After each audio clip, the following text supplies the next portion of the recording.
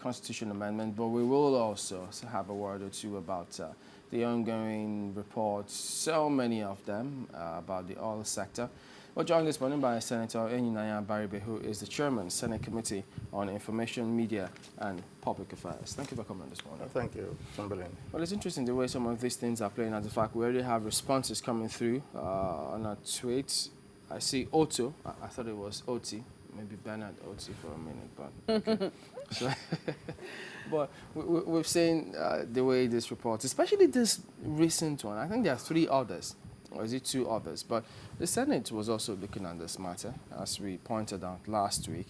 And at the moment, the report has been submitted from the committee, but the Senate has not deliberated upon it, plus the PIB. So it looks as if we're waiting for the Senate on a number of issues now. So what's going on? Well, we've been on vacation for the Sala. And the Senate report on the oil sector was just submitted prior to our going on vacation. So I'm sure that that's from tomorrow when we resume. Most likely it will be scheduled either this week or next week, and we're going to look at that report too. There are a lot of reports, quite all right. And oil has always been an oily business. And because I think it's way back, if you remember, the late Zik mentioned it and said that it was a very volatile aspect of every national life. And we're not expecting anything that is different, what is going on now. So our report, we're going to look at it. I'm not at liberty to tell you what is in the report until we debate it. And of course, also make some very shocking revelations, just like these other ones. Are they going to be any different from what is? I don't know. If I have to say anything, then I'm giving you the essence of the report. So but if you're to comment on what happened during the submission of the report from the committee mandated by the Minister of Petroleum, let me just say the federal government, what would you say your thoughts on that? Well, first of all, I will say that I do not think that they got it right. I think really that when you have a committee set up by the federal government and they are going to submit a report to the president directly, to come in front of the president and trade words, I think is disrespectful to the office of the president. I also think that usually you can have disagreements in a report. What you do if there are disagreements and you feel very strongly that what is being submitted is not in line with what you want, you have every right to write a minority report. If you remember, during the time of the Politburo report by S.J. Kuki, Edwin Madunago disagreed and wrote a minority report, and both reports were collected because every point of view will be used when you're considering such a report.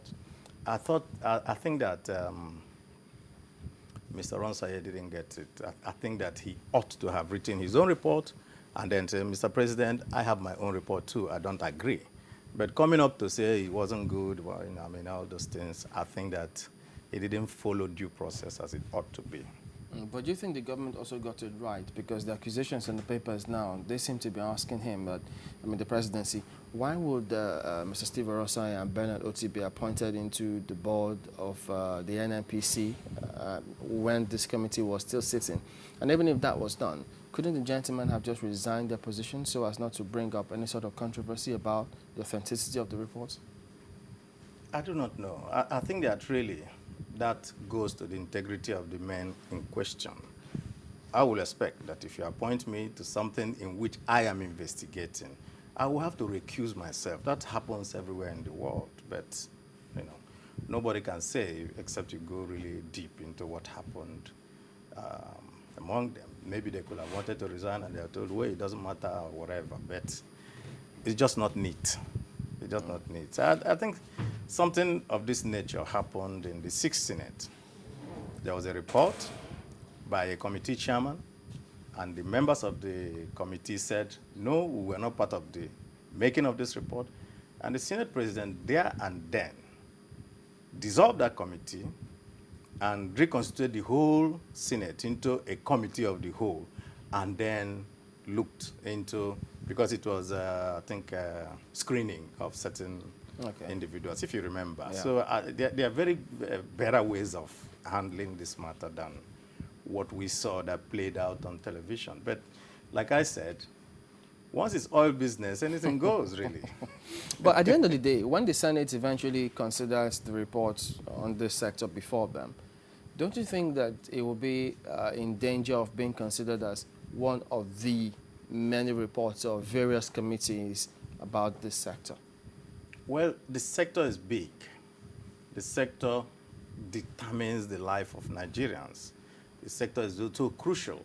And so there will be as many points of view as the sector influences in certain ways. So that's why we have all manners of reports. But the point really is that there's a president, and it's his job to streamline things and now get on with the job of making lives of Nigerians better. So I think that the president will know what to do when all these reports ultimately get to his table.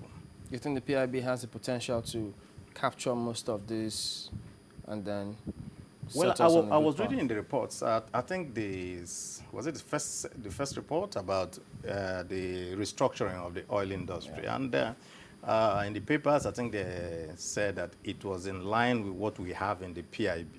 I'm sure when we're looking at the PIB too, maybe we have a briefing from the government side on those issues and how they affect the PIB But as it is. is it possible that the PIB will be stalled until you get all the various reports so that you can more like include their recommendations? No, what possibly? we do when we're doing considerations of a bill is that is a work in progress. So at any point that we need that type of expertise or information, then we seek for it, and they will come and brief us, and then we'll go along. We're not going to wait until you get our reports. Doesn't the Senate feel that there are too many reports already? Because you stand the danger. You cannot implement your own report. Whatever your recommendations are, you will still, to a large extent, depend on the executive arm of government to implement it. Don't you think that you stand the danger of being totally ignored? No, we don't. We think that every report comes ultimately to the president, and it is his job to sift them, decide the ones that are implementable, decide the ones, and of course there are some reports that also be similar. Then those ones you merge, and then you can just move ahead. We don't think that there are too many reports. Oil affects every Nigerian in very fundamental ways, and there's just too many things that go with it, and therefore, as much information that is gotten about it, it's so necessary to help us move forward from here. Okay, let's see if we could, but from the look of things now, the ongoing scenario with the importation of fuel, the scarcity of products, is the Senate also likely to look into it? I think we've looked at it before. Part of the report that Magnus Abe's committee, that is the committee on Petroleum downstream petroleum, it's also looking into all these matters of importation, what happens, the refineries, and so on and so forth. So I think that it's all encompassing, because all we do actually is, there is a problem. You want to look at the problem. You have to look at it holistically. What are all the different things that lead to these problems? I think that everywhere we go, there's always one problem. As you're trying to close this one, then another one comes out from somewhere else. And I'm pretty certain that when we look at it in the shortest possible time, we also see those things that make it look like it's impossible for Nigerians to enjoy the benefits of being an oil-producing country.